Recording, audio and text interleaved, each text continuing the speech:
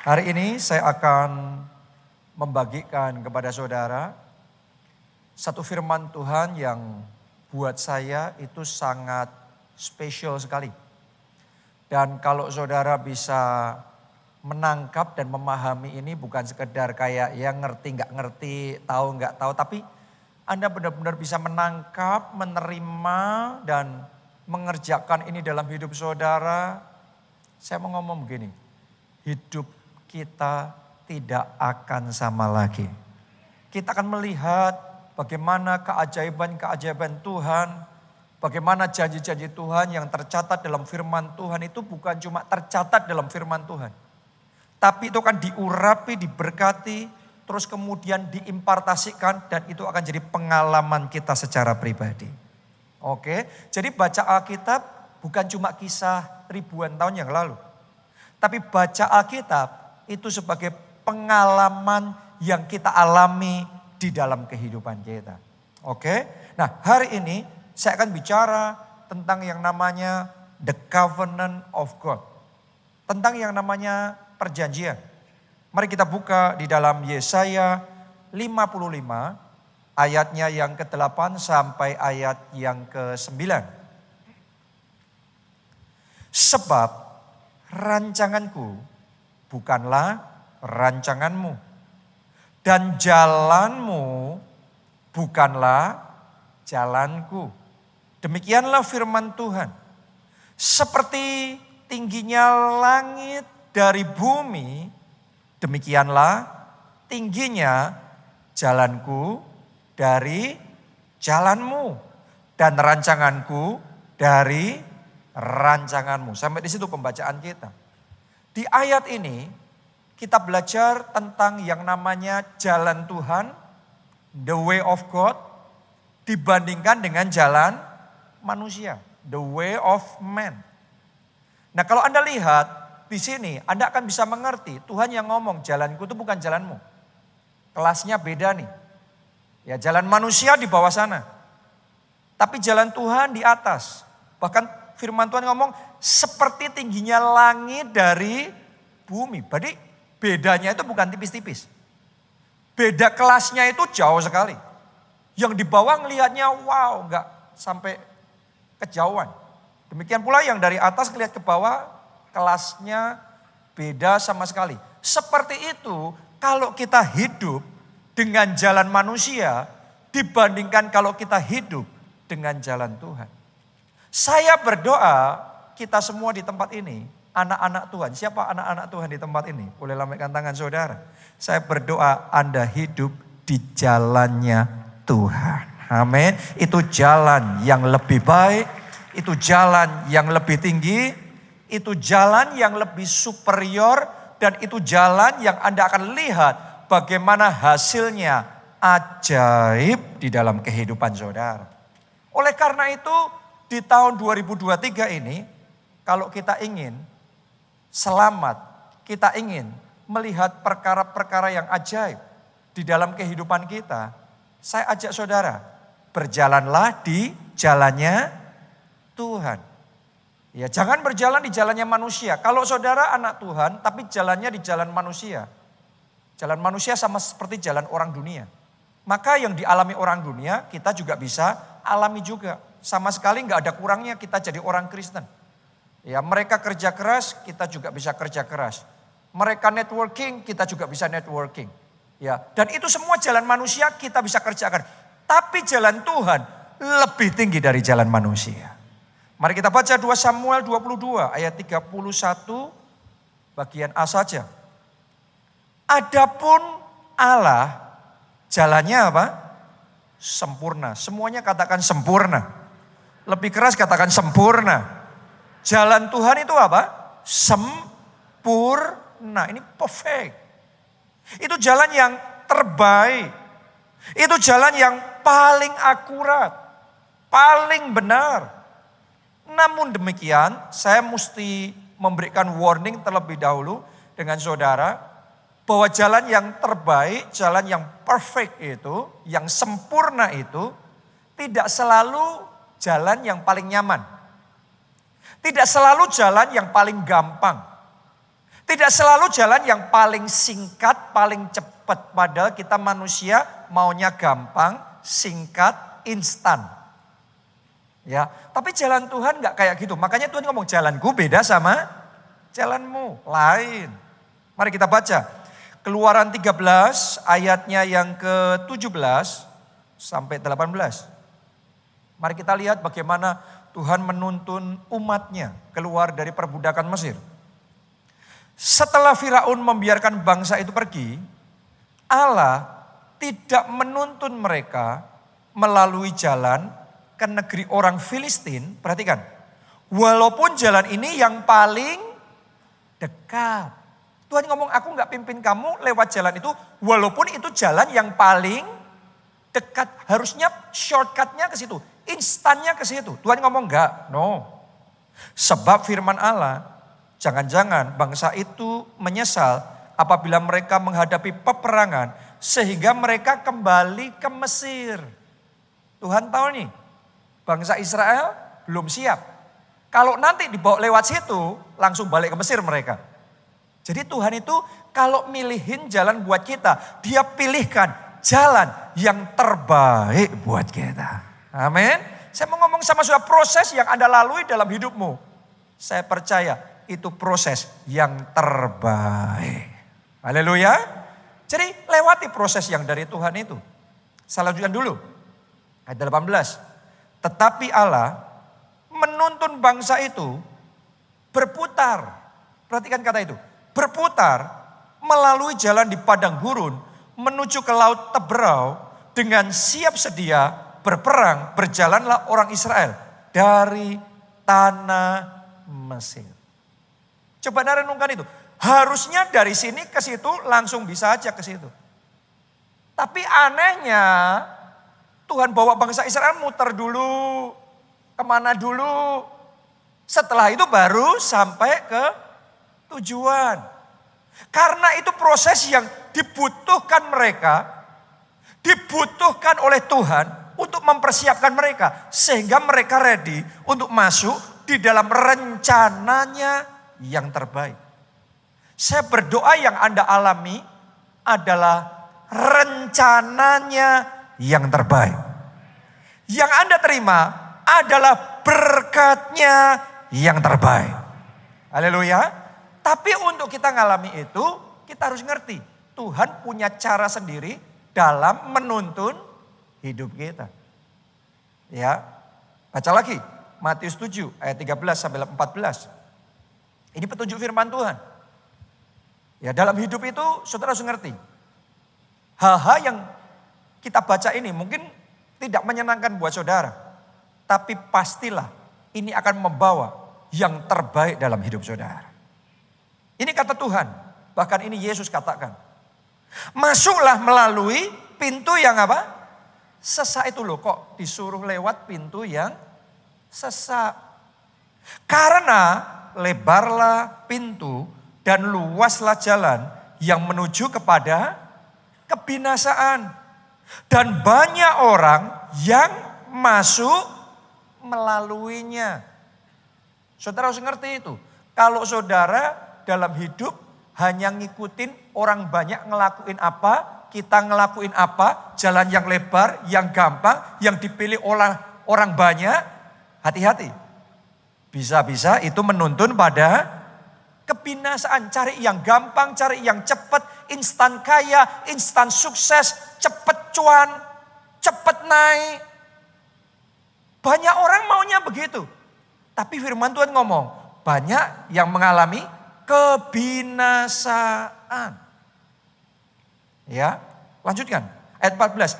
Karena sesaklah pintu dan sempitlah jalan yang menuju kepada kehidupan. Walaupun sempit, walaupun sesak, gak nyaman, gak enak. Tetapi jalan itu menuju pada kehidupan. Pada kemenangan sejati. Pada kesuksesan sejati. Pada keselamatan sejati. Lihat. Dan sedikit orang yang mendapatinya. Mendapati kehidupan itu. Saya berdoa nama saudara tercatat dari daftar yang sedikit ini. Dalam hidup saudara yang Anda dapatkan kehidupan yang terbaik, rencana Allah yang sempurna, itu yang tergenapi di dalam kehidupan saudara. Oke, Anda lihat saja bagaimana Tuhan menuntun Abraham. Saya mau tanya sama saudara, ketika Tuhan berjanji sama Abraham, Abraham aku akan memberikan anak, aku akan memberikan keturunan kepadamu. Menurut saudara bisa enggak saat itu juga Tuhan kasih anak? Bisa nggak satu juga Tuhan berkati mereka, setelah itu Sarah istrinya mengandung. Terus setelah itu melahirkan anak. Bisa apa tidak? Tapi herannya Anda harus ngerti. Abraham harus menunggu sekitar 25 tahun sebelum janji Tuhan itu tergenapi. Saya mau tanya sama saudara, kalau disuruh sama-sama menikmati penggenapan janji Tuhan, mendingan instan atau mendingan nunggu 25 tahun? Siapa yang mau menunggu 25 tahun? Manusia maunya instan, gampang, cepat. Kita pikir kalau mujizat dari Tuhan selalu yang gampang, enak dan cepat. Tapi saya yakinkan saudara, yang terbaik jalan Tuhan. Tuhan ngomongnya jalanku bukan jalanmu, rancanganku bukan rancanganmu. Ya benar, Abraham disuruh nunggu 25 tahun. Kenapa? Karena Tuhan sedang mengajarkan iman. Supaya Abraham bertumbuh, mekar dalam imannya. Bukan cuma punya mujizat, sudah langsung jadi, tapi imannya mentah. Imannya belum terbentuk. Sangat mungkin, sangat bisa. Dia kerjakan mujizatnya dalam hidup kita, walaupun kita belum ready pun, dia kasih itu sebagai grace, sebagai anugerah. Kita belum siap pun dia kasih itu sama kita. Sangat bisa. Tapi dalam case-nya, kasusnya Abraham ini, no. Tuhan sengaja tunggu dia 25 tahun. Tahun pertama, kamu dikasih janji. Percaya enggak? Percaya. Tahun kedua, agak percaya. Tahun ketiga, turun percayanya. Tapi dari situ Tuhan ajari dia. Sehingga dalam kondisi apapun, tetap percaya. Tambah percaya, walaupun istrinya sudah mati haid. Abraham sudah gak subur. Tetapi tetap percaya. Sampai di satu titik. Setelah 25 tahun. Janji itu tergenapi. Dan saya mau ngomong begini. Begitu janji yang dari Tuhan itu tergenapi. Anda harus tahu. Kalau Tuhan nunggu selama itu. Untuk menggenapi janjinya dalam hidup kita. Pastilah Tuhan punya rencana yang lebih besar dan yang lebih baik dari yang kita pikirkan dan bayangkan. Kenapa? Karena justru dari situ Tuhan gak kasih cuma satu, Ishak keturunannya. Tuhan jadikan Abraham bapak banyak bangsa. Sampai hari ini pun saudara dan saya ribuan tahun setelah itu. Setelah dia terima mujizat pertamanya. Nunggu 25 tahun. Tapi selama ribuan tahun. Semua bangsa menyebut dia Bapak Abraham. Nunggunya 25 tahun. Tapi blessingnya ribuan tahun. Gak habis-habisnya selamanya. Kalau ada di antara saudara.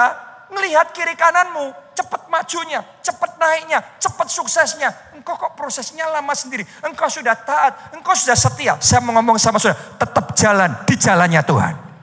Jangan turun level dengan di jalannya manusia. Cari jalannya. Cari yang gampang. Cari yang instan. No. Apapun yang terjadi. Tetap komit sama jalannya Tuhan. Kenapa? Saya yakinkan saudara. Yang Anda doakan segini. Tapi yang Tuhan mau kerjakan. Berlipat kali ganda lebih dari yang kita pikirkan dan bayangkan. Tuhan mau berikan, Tuhan rancangkan itu dalam hidup kita. Karena itu berjalanlah di jalannya Tuhan. Berjalanlah di jalannya Tuhan. Seperti tingginya langit dari bumi. Kita manusia kalau cuma mikir dengan pikiran kita nggak nyampe. Tapi kalau Tuhan pimpin kita ke situ, Dia siapkan yang terbaik untuk hidup kita. Waktu saya pertama kali mulai melayani, setelah selesai sekolah Alkitab, saya mulai melayani. Lebih gampang buat saya pada waktu itu melayani di gereja kita di Solo. Karena saya anak pendeta, gereja kita di Solo sudah maju pada waktu itu.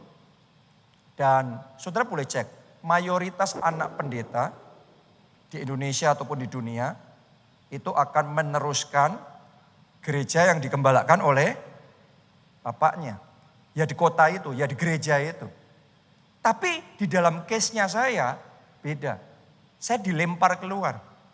Pak Obaja ngomong sama saya, kamu ke Jogja, merintis gereja sendiri di Jogja.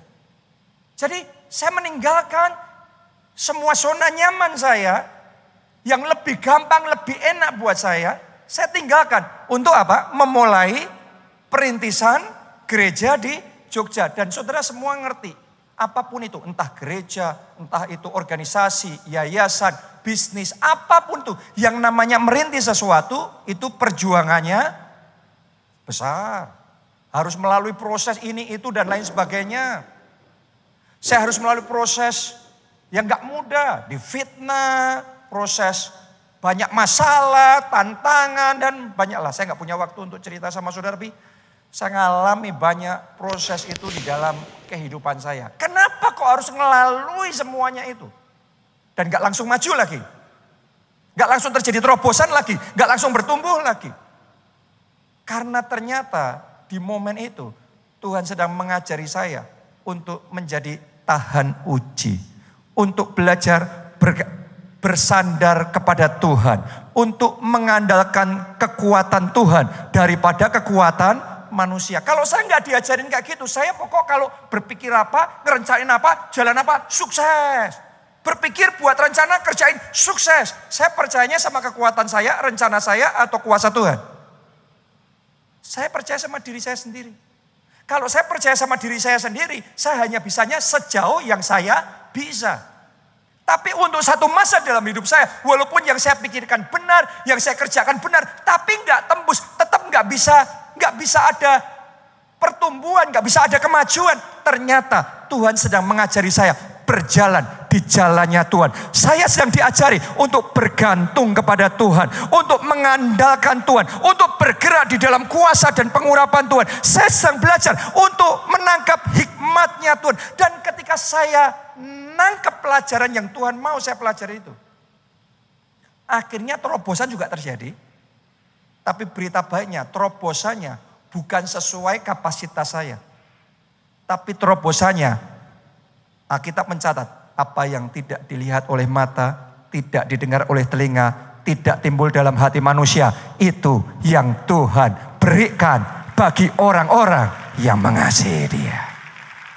Jadi lebih dari yang saya pikirkan dan bayangkan. Artinya Anda yang sedang melalui proses yang dari Tuhan. Di dalam pernikahan, di dalam karir saudara, di dalam keuangan saudara. Hari ini ngomong sama Tuhan, Tuhan aku komit untuk berjalan di jalannya Tuhan. Aku mau ikut di dalam prosesnya Tuhan.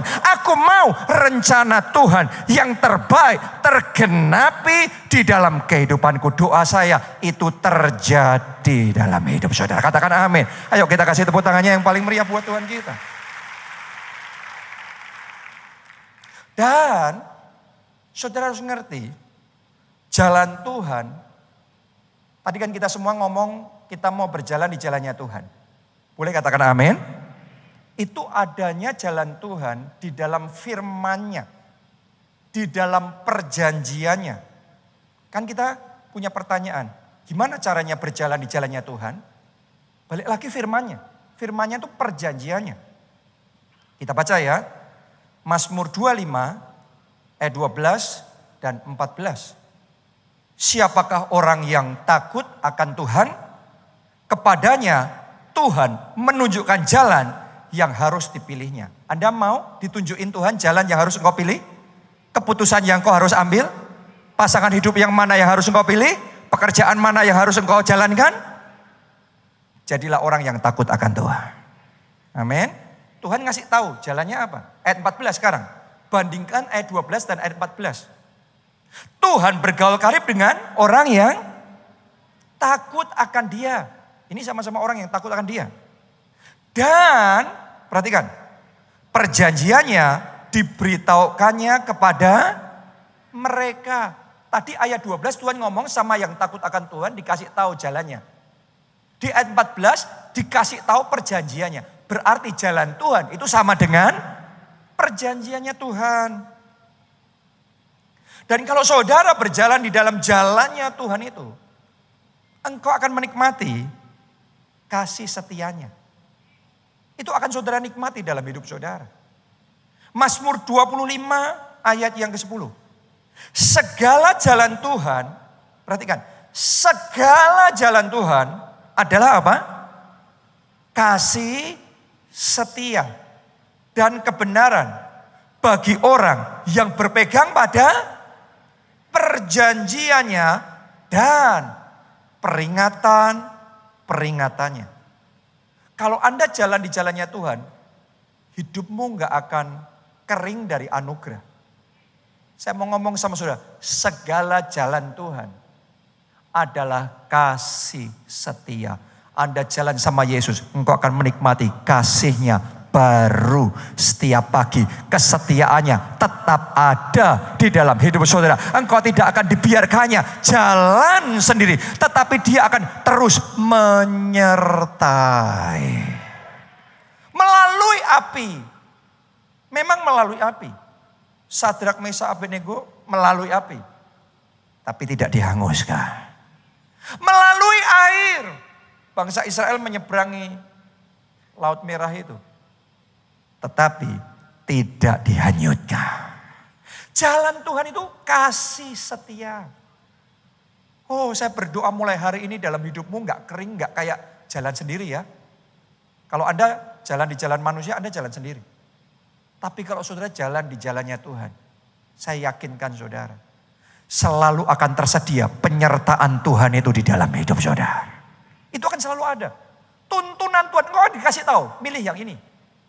Keputusannya yang ini, lakukan ini. Nanti Anda akan mengalami itu. Kalau selama ini saudara belum mengalami itu, doa saya mulai hari ini dimulai di dalam hidup saudara. Penyertaannya, tuntunannya, dia kasih tahu, dia ajari kita ngelangkah tuh gini, caranya begini. Kamu ketemu sama orang itu, kamu bicaranya seperti ini. Nanti Tuhan kasih hikmat. Oke, mari kita lihat seperti apa kalau orang itu dituntun di dalam jalannya Tuhan. Kita lihat tentang kehidupan Nuh di Kejadian 6 ayat 17 sampai 18. Sebab sesungguhnya aku akan mendatangkan air bah meliputi bumi untuk memusnahkan segala yang hidup dan bernyama di kolong langit.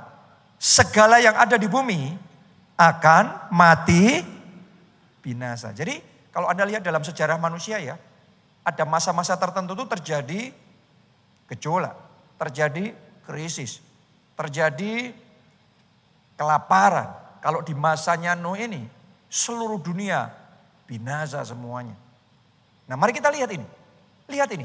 Kalau Anda ngerti hukumnya yang satu ini, Anda gak takut tuh apapun yang terjadi dengan dunia resesi kah, krisis kah apa. Gak takut saudara. Kalau Anda ngerti rahasianya firman Tuhan ini.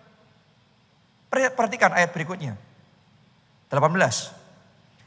Tetapi dengan engkau. Siapa engkau di sini? Nuh. Dalam ayat ini tentunya Nuh. Tapi saya juga percaya ayat ini Tuhan juga mau kasih buat saudara dan saya. Amin. Dengan engkau aku akan mengadakan apa? Perjanjianku. Tuhan mau buat covenant sama Nuh. Waktu dunia mau binasa Tuhan ngomong, Nuh ayo kita buat covenant. Kita buat perjanjian. Kita buat agreement. Kita buat deal. Aku akan membuat perjanjian. Dan engkau akan masuk ke dalam bahtera itu. Engkau bersama-sama dengan anak-anakmu dan istrimu dan istri anak-anakmu. Saya mau ngomong begini sama saudara. Ketika dunia mau dilanda dengan air bah sampai semuanya mati binasa, Tuhan ngomong aku buat covenant sama kamu. Dengarkan baik-baik. Nuh selamat karena dia buat covenant sama Tuhan. Kalau saudara buat covenant sama Tuhan, saudara selamat apa tidak selamatnya, itu di tangan Tuhan. Bukan karena situasi dunia baik apa tidak baik. Mau dunia baik, mau dunia tidak baik. Kalau Anda sudah buat covenant sama Tuhan, Tuhan yang akan pastikan engkau dan keluargamu baik. Kadang-kadang orang berpikir kalau keadaan dunia baik, ekonomi baik, pekerjaan saya baik, tapi ekonomi nyungsep, maka saya juga ikut nyungsep. Yes, itu di jalan manusia. Tapi Anda hari ini buat covenant sama Tuhan. Kalau Anda buat covenant, Anda punya special agreement. Anda punya special relationship sama Tuhan. Begitu hubungan ini sudah covenant. Covenant itu artinya apa sih? Covenant itu ada perjanjian. Bukan hubungan lepas-lepasan. Saya mau ngomong sama saudara, buat covenant sama Tuhan. Jadi anak Tuhan, jadi orang Kristen, saudara perlu buat covenant. Jadi orang Kristen itu bukan kayak lepas-lepasan, kita bebas-bebasan. No string attached. Ya, pokok yang saya rela, pokok yang saya mau, ya saya kerjakan. Kalau saya pas mood ibadah, saya ibadah. Kalau enggak, ya saya enggak ibadah. No. Covenant sama Tuhan itu beda. Makanya Tuhan ngomong gini, no, ayo kita buat covenant. Covenant, perjanjian, itu sama seperti kayak saudara. Saudara buat covenant dalam pernikahan. Ketika saya menikah sama istri saya mau tanya sama saudara, saya bebas-bebasan lagi atau saya sudah ada di dalam perjanjian? Ada dalam perjanjian. Hubungan saya sama istri saya tiba-tiba dimensinya berbeda. Saya nggak lagi bebas-bebasan. Ya kalau saya suka sama kamu, selama saya masih suka sama kamu, ya saya jemput kamu, saya antar kamu. Kalau saya nggak suka sama kamu, bye-bye. Itu bukan covenant, itu hubungan yang bebas. Tuhan itu ngajakin no, ayo kita buat covenant. Anda boleh baca dalam Alkitab sudah terbagi jadi dua. Perjanjian lama dan perjanjian baru. Alkitab saudara itu isinya Allah membuat perjanjian dengan Abraham. Allah membuat perjanjian dengan Adam. Allah membuat perjanjian dengan Daud. Allah membuat perjanjian dengan Nuh. Dengan tokoh-tokoh itu. Itu Tuhan membuat apa? Covenant. Sehingga Tuhan ngomong, engkau menjadi umatku dan aku menjadi Allahmu. Makanya orang kalau jalan sama Tuhan sudah buat covenant. Ibadah ini bukan pas kita bisa, kita ibadah. Yang namanya berdoa hubungan pribadi sama Tuhan setiap hari. Itu bukan kalau saya punya waktu, saya berdoa. Saya sibuk, saya nggak punya waktu. Itu bukan covenant. No, Anda nggak ngerti tentang covenant. Sama seperti saya sama istri saya. Begitu kita menikah, kita di hadapan Tuhan dan jemaatnya, kita berjanji bahwa kita akan setia, baik dalam apa? Suka maupun duka, kelimpahan maupun kekurangan. Dalam segala keadaan kita tetap setia. Itu covenant. Anda diajak sama Tuhan masuk dalam covenant. Jadi orang Kristen, jangan jadi orang Kristen bebas-bebasan. Selama saya rela, selama saya mau. No. Hari ini Tuhan menawarkan sama kita, ayo buat covenant. Ada perjanjiannya. Dengarkan baik-baik. Kalau kita buat perjanjian sama Tuhan, bukan hanya kita yang terikat sama Tuhan. Tapi Tuhan juga terikat dengan kita. Dia akan pastikan setiap janji-janjinya di dalam perjanjian itu akan digenapkan dalam hidup kita. Itu covenant. Sama ibaratnya saudara kalau pengusaha. Anda buat covenant, perjanjian, bisnis partnership. Atau sudah buat perjanjian jual beli tanah. Ada itu perjanjiannya di notaris. Benar apa tidak? Ada ayat-ayatnya. Anda harus ngapain aja yang harus Anda lakukan. Dia harus ngapain saja yang dia harus lakukan. Dan kita dapat apa saja. Dia dapat apa saja. Dan kita saling terikat. Perjanjian itu mengikat dua pihak. Itu covenant. Pertanyaan saya sama saudara, hidupmu sama Yesus, saudara berjalan yang ikut Tuhan, itu berjalan bebas sesuai mood saudara, atau saudara punya covenant sama Tuhan.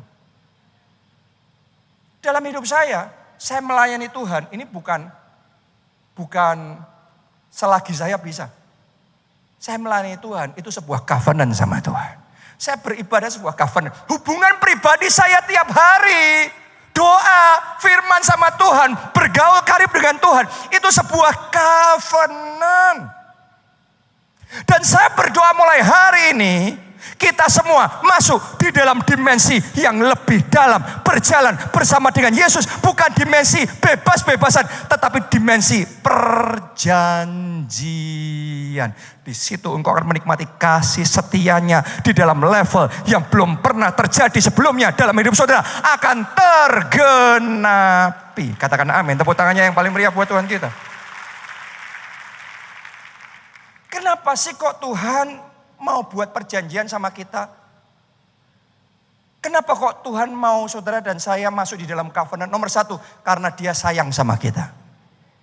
Saudara harus tahu loh, waktu iblis, dulu tuh dia, Lucifer itu adalah salah satu penghulu malaikat. Tapi setelah itu dia jadi sombong, jatuh dalam dosa. Dan Tuhan tidak buat covenant. Covenant tuh gak main-main saudaraku. Sekarang saudara mau buat perjanjian sama big boss. Gak segampang itu. Malaikat saja, penghulu malaikat saja gak dikasih. Tapi manusia ketika jatuh dalam dosa, Adam dan Hawa ketika jatuh dalam dosa, Tuhan tawarkan perjanjian. Bahkan dia rela turun ke dunia, mati bagi kita. Memberikan tubuh dan darahnya supaya kita yang harusnya binasa tidak binasa, melainkan beroleh hidup yang kekal. Supaya apa? Supaya kita selamat. Karena dia sayang sama kita, dia tawarkan covenant. Yang kedua, Tuhan kenapa mau tawarkan covenant sama kita? Karena di dalam kehidupan kita mengikut Yesus, dia itu mau, itu adalah pilihan kita. Ngikut Yesus bukan karena dipaksa sama Yesus harus ngikut dia. Tuhan itu maha kuasa, bukan maha pemaksa. Dia ketok pintu hati kita. Yesus ngomong, siapa yang membukakan, aku akan masuk dan makan bersama dengan dia. Tapi kalau saudara dan saya tutup pintu hati, enggak mau. Dia tidak paksa. Jadi dia itu kasih sama kita, sama-sama kita ngiring Yesus. Silahkan. Saudara mau bebas-bebasan ngiring Yesus, ya terserah. Tapi saya yakinkan orang Kristen yang seperti itu, Alkitab itu cuma buku yang cerita masa lalu.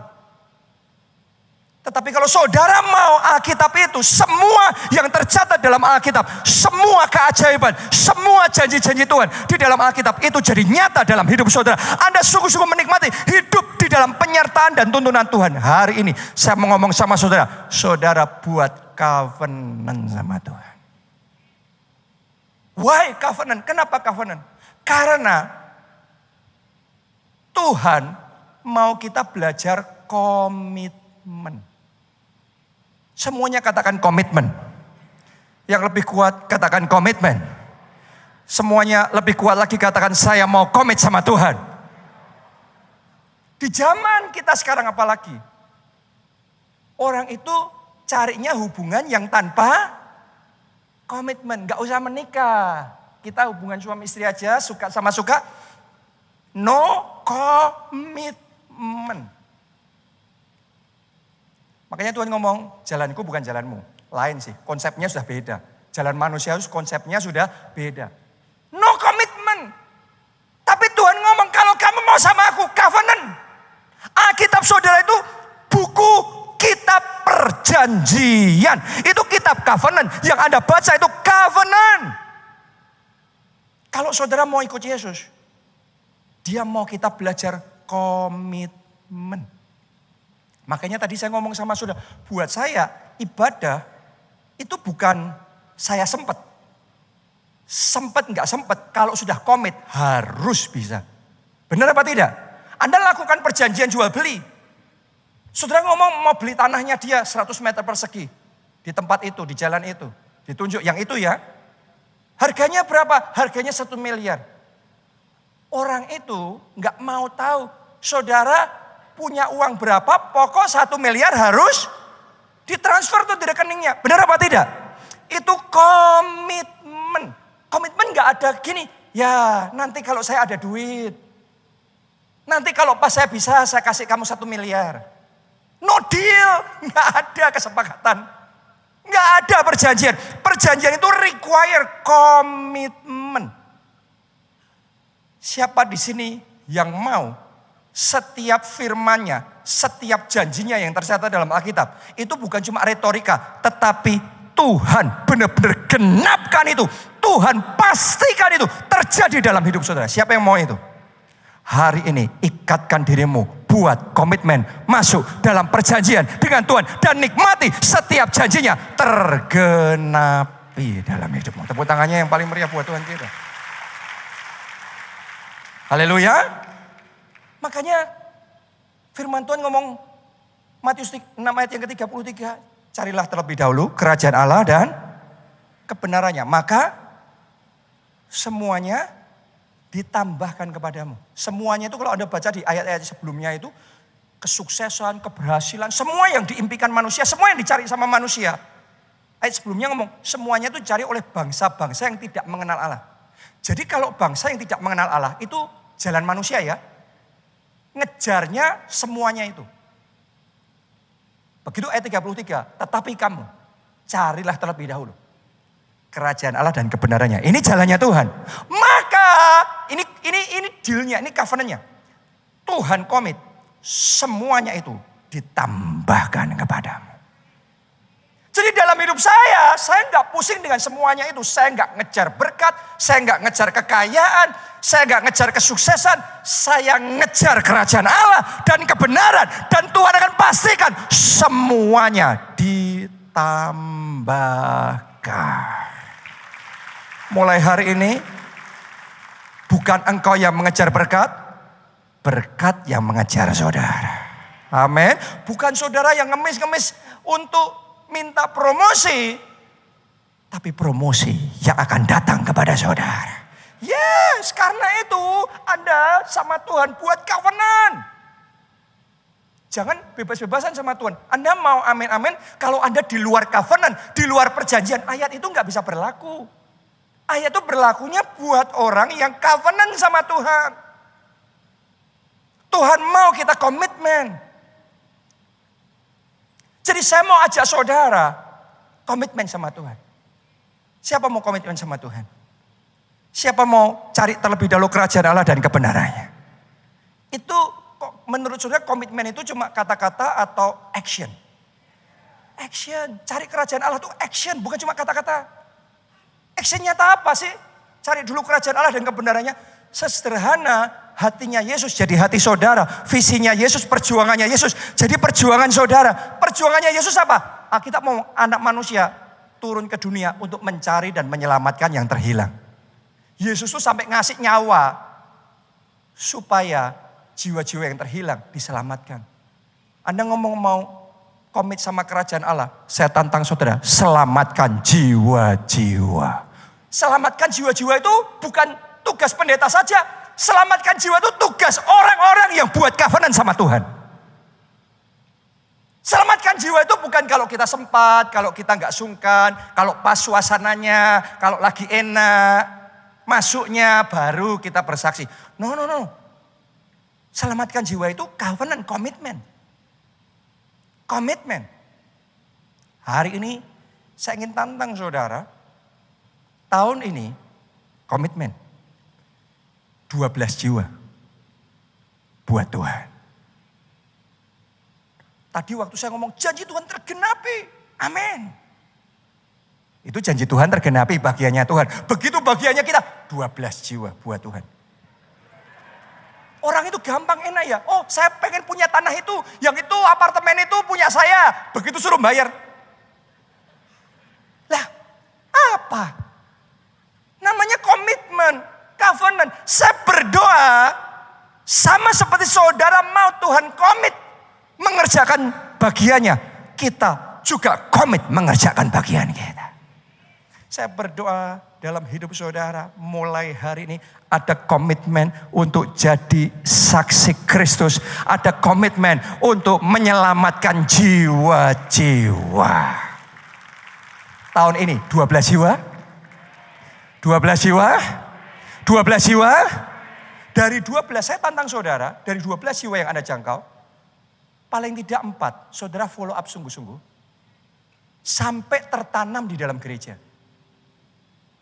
Karena komitmen kita adalah memperluas kerajaan Allah. Supaya yang terhilang diselamatkan. Lakukan itu, kerjakan itu. Dan lihat. Karena Tuhanmu itu Tuhan yang setia. Saudara buktikan itu. Karena saya sudah buktikan itu dalam hidup saya. Saya ngejarnya kerajaan Allah. Dan Dia tambahkan semuanya. Mau krisis, enggak ngurus. Karena komitmen saya sama Tuhan, bukan kalau enggak krisis saya komitmen. Kalau krisis saya enggak komitmen. Kalau pandemi saya komit. Kalau enggak ada pandemi saya komit. Kalau pandemi lah gimana? Kan keadaannya gitu. No. Saya komitmen sama Tuhan. Dalam keadaan apapun. Karena itu saya benar-benar mengalami. Dalam keadaan apapun. Penambahan yang dari Tuhan itu tidak pernah berhenti. Dari waktu ke waktu penambahan lagi. Dan terus penambahan. Bahkan pelipat gandaan Tuhan kerjakan. Tapi itu covenant. Saya tantang saudara hari ini. Komit ya. Kerajaan Allah. Namanya mau dapat tanah. 100 meter janjinya 1 miliar. Komit. Kita bayar 1 miliar. Kita dapat tanah 100 meter itu covenant. Saudara jangan ngomong sama pasangan saudara. Ya pokok kalau aku pas mood aku jadi suami kamu. Kalau enggak mood jadi suami orang. Lah. Enak. Kita covenant. Kita bangun kehidupan bersama-sama. Kita jalan bersama-sama. Kenapa kok Tuhan mau lakukan itu? Karena sederhana. Perjanjian Tuhan itu kunci utama hidup sukses dan bahagia. Baca yuk. Ulangan 28 ayat 1 sampai 14.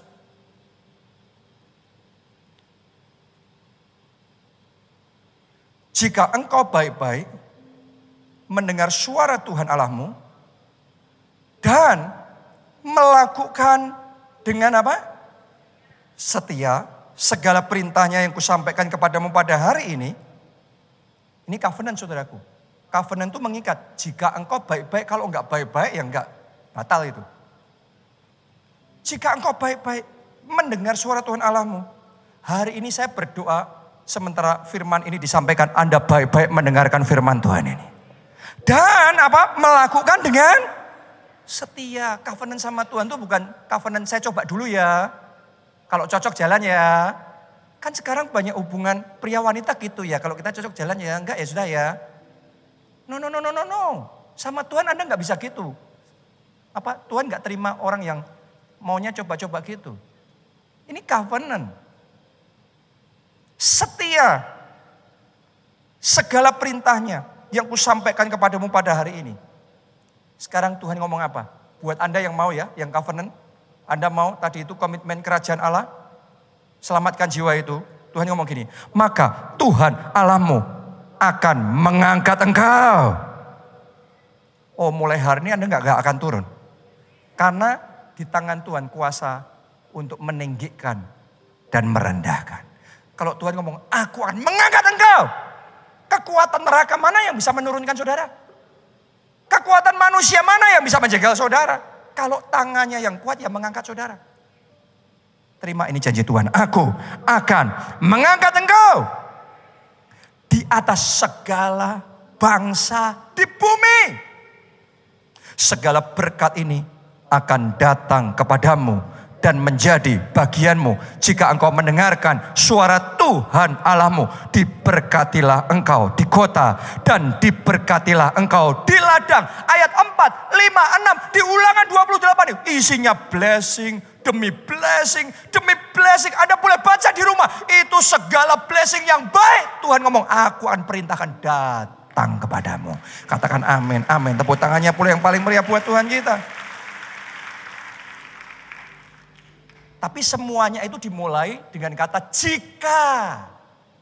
Jika itu syarat. Jadi perjanjian itu syarat. Ada syarat. Kita orang Kristen maunya pokok kalau ada firman Tuhan ngomong, maka Tuhan akan mengangkat engkau di atas segala bangsa di bumi. Amin, amin. Maunya cuma dapat enaknya. Tetapi ketika komitmennya kita, no.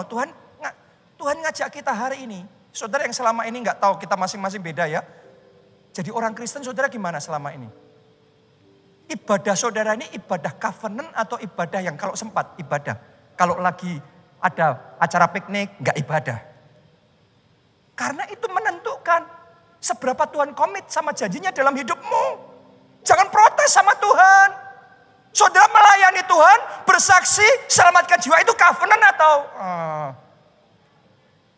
Kalau itu jadi covenant dalam hidupmu, Anda akan saksikan Tuhanmu itu Allah yang setia. Orang yang setia maunya sama orang yang setia. Benar apa tidak? Tuhan tidak mau dipermainkan. Jangan mempermainkan Tuhan. Hari ini saya ajak saudara masuk dalam hubungan yang lebih dalam lagi sama Tuhan. Dan tahukah saudara,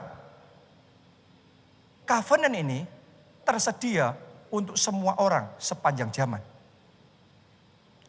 Ulangan 29, kita mulai ayat yang ke-10. Kamu sekalian pada hari ini berdiri di hadapan Tuhan Allahmu. Siapa aja nih? Para kepala sukumu, para tua-tuamu, dan para pengatur pasukanmu.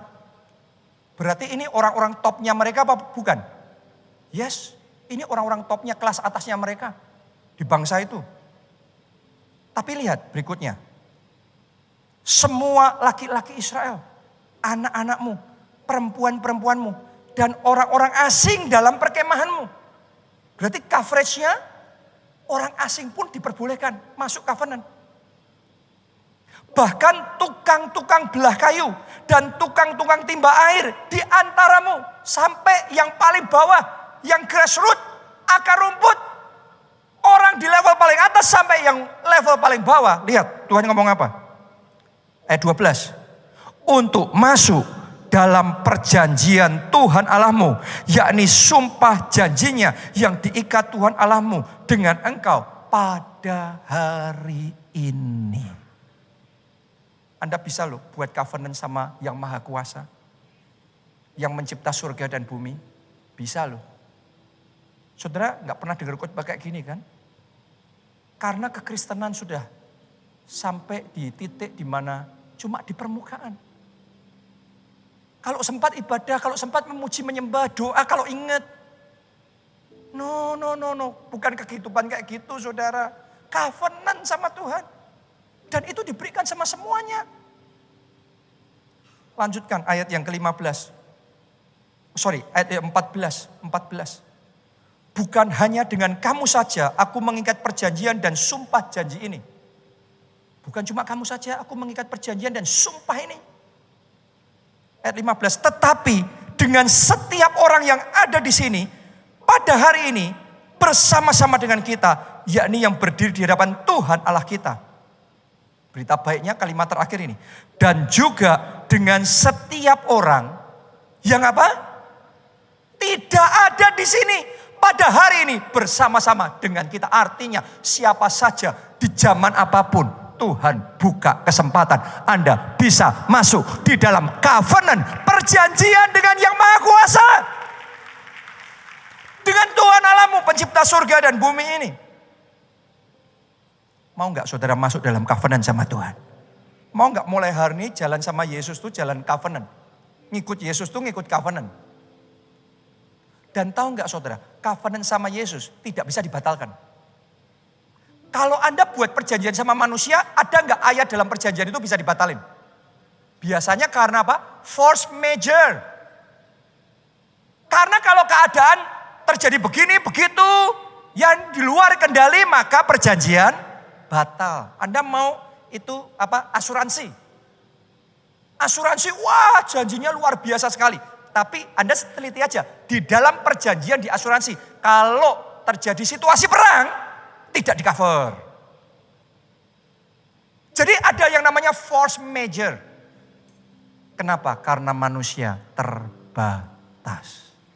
Kalau engkau buat janji sama manusia itu bisa berubah. Manusia juga bisa mencurangi dan tidak menggenapi. Tapi kalau Anda buat perjanjian sama Tuhan, perjanjiannya mengikat. Apapun yang terjadi, dia akan pastikan bagiannya dia kerjakan dan dia genapkan dalam hidup saudara. Kita baca ya. Yesaya 54 ayat 10. Sebab biarpun gunung-gunung beranjak dan bukit-bukit bergoyang. Mau gempa kah? Saudara yang pernah mengalami gempa ya, Anda ngerti betapa mengerikannya itu. Waktu gempa Jogja terjadi, saya ada di sana saudaraku. 6.000-an orang meninggal dunia waktu itu. Tapi Tuhan ngomong, mau gempa kah, mau resesi kah, mau kerusuhan kah, mau apapun kah. Lanjutkan. Tetapi kasih setiaku tidak akan beranjak daripadamu. Dan perjanjian damaiku tidak akan bergoyang. Firman Tuhan yang mengasihani engkau. Wow. Tepuk tangan buat Tuhan kita, Allah yang hebat. Allah yang berkuasa. Mau kejadian apapun. Dia ngomong perjanjianku tidak akan bergoyang. Gak ada force major bersama Tuhan. Mazmur 89 ayat yang ke-34 sampai 38. Tetapi kasih setiaku tidak akan kujauhkan daripadanya. Dan aku tidak akan berlaku curang dalam hal kesetiaanku. Makanya tadi Tuhan ngomong, jikalau kamu baik-baik mendengar perintahku, suaraku, dan melakukan dengan setia. Anda setia? Tuhan ngomong begini, kesetiaanku tidak akan kujauhkan daripadamu. Dan aku tidak akan berlaku curang dalam hal kesetiaanku. Tuhan gak akan mencurangi. Anda buat perjanjian ya sama manusia, berapa banyak orang buat perjanjian sama developer tapi diakali. Benar enggak? Diakali sama manusia. Tapi Tuhan kita, dia tidak akan mengakali kita. Dia tidak akan mencurangi kita. Ayat 35. Aku tidak akan melanggar perjanjianku. Apa yang keluar dari bibirku tidak akan kubah. Saudaraku, mana ada perjanjian kayak gini di dunia? Ini hanya Tuhan yang mampu cover seperti itu. Karena dia yang maha kuasa, dia yang tidak terbatas. Dan hari ini, dia buka dirinya, dia tawarkan perjanjian. Buat saudara dan saya yang mau, ayo jalan sama Yesus. Bukan jalan selama suka, jalan dengan komitmen. Anda akan melihat komitmennya, kesetiaannya sempurna.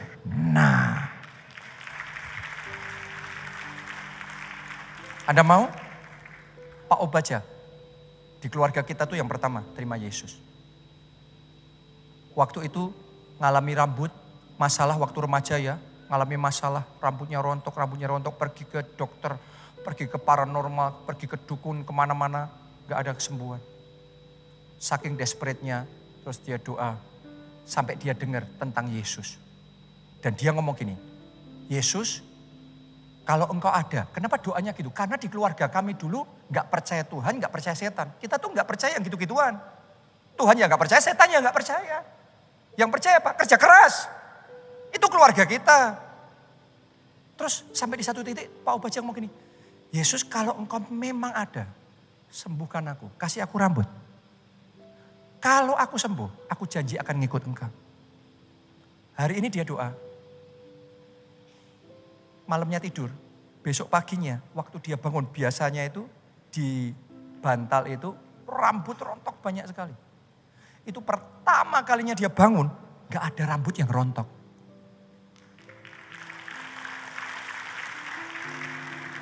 Terus, wah senang, rambutnya mulai tumbuh, wah senang sekali. Setelah sekian waktu, rambutnya sudah mulai bagus, teman-temannya tanya, loh sudah sembuh kamu? Gimana ceritanya? Pak Obaja jawabnya, oh aku ke dokter itu minum obat itu. Bukan ngomong Yesus menyembuhkan, tapi ngomongnya dokter itu. Minum obat itu. Sudah tahu nggak? Hari ini dia ngomong gitu. Malamnya tidur, besok paginya rontok semuanya. Kenapa? Karena Tuhan sedang mengajarkan kepada dia arti mengikut Yesus yang sesungguhnya itu covenant. Dan Tuhan gak mau Pak Obaja breaking the covenant. Tuhan gak mau Pak Obaja melanggar covenant itu. Kenapa kok ada orang-orang yang dalam hidupnya firman Tuhan itu begitu nyata. Tapi ada sebagian orang Kristen yang kayaknya firman Tuhan, janji Tuhan itu kayak janji mulu-mulu yang gak pernah terjadi. Bedanya covenant. Ayatnya sama, perjanjiannya sama. Tetapi kalau kita ikut masuk dalam covenant dan kalau kita di luar covenant pasti berbeda. Itu Pak Obaja. Sampai hari ini dia minta ampun sama Tuhan dan dia mengiring Yesus sampai hari ini. Dan Tuhan genapkan setiap janjinya. Saya juga sama. Saya sudah anak pendeta sih waktu itu. Tapi saya punya cita-cita. Saya mau jadi businessman, pengusaha. Karena di latar belakang keluarga kami kan pengusaha sebenarnya. Ya. Tapi Tuhan ngomong sama saya waktu itu, aku panggil kamu melayani. Jadi hambaku. Buat saya dan buat keluarga saya pada waktu itu, yang namanya jadi pendeta, itu orang kasihan. Itu orang yang sudah jadi pengusaha gagal, jadi ini nggak bisa, itu nggak bisa, semuanya akhirnya jadi pendeta. Jadi ketika saya dipanggil Tuhan jadi pendeta, keluarga saya tuh ngomong, Jonathan, apa nggak sayang? Kamu punya potensi, ngapain kamu jadi pendeta? Kamu kan bisa bisnis dan macam-macam. Waktu itu Tuhan panggil saya jadi pendeta. Tapi di situ saya buat covenant sama Tuhan. Aku ikuti panggilanmu. Aku berikan hidupku untuk melayanimu. Dan saudara tahu pada waktu itu dalam benak saya, benar-benar saya jadi pendeta itu sudah siap untuk menderita buat Yesus. Hidup susah, hidup miskin. Itu yang ada dalam benak saya waktu itu. Karena saya belum mengerti kebenaran firman Tuhan. Tapi dalam hati saya pokok saya cinta Yesus. Saya mau ikut Yesus, saya mau memberikan yang terbaik, saya mau menggenapi rencananya dalam hidup saya. Tapi dalam keterbatasan pemahaman saya, hati saya benar di hadapan Tuhan. Saya mau menggenapi rencananya, ngikuti panggilannya. Ternyata Matius 6 ayat 33. Tetap saja dia genapkan dalam hidup saya. Carilah terlebih dahulu kerajaan Allah dan kebenarannya. Maka semuanya ditambahkan. Saudaraku, saya berdoa setiap janji firman-Nya itu terjadi dalam hidupmu secara real. Sehingga engkau tuh dalam ikut Yesus bisa ngomong, Tuhanku itu hidup. Tuhanku itu nyata. Kamu ayo ikut Yesusku. Ayo terima Yesus sebagai Tuhan dan Juru Selamat. Kenapa? Karena ikut Yesus itu bukan sekedar, oh ya jadi orang Kristen, oh ya sekedar nanti berubah agamanya jadi Kristen. No. Anda ikut Yesus itu adalah tiket Anda bisa masuk dalam covenant-nya sama Yesus. Dan itu Anda akan mengalami setiap janjinya, setiap rencananya yang terbaik tergenapi dalam hidup kita. Itu adalah akses masuk dalam kehidupan yang luar biasa. Berjalan bersama dengan Yesus.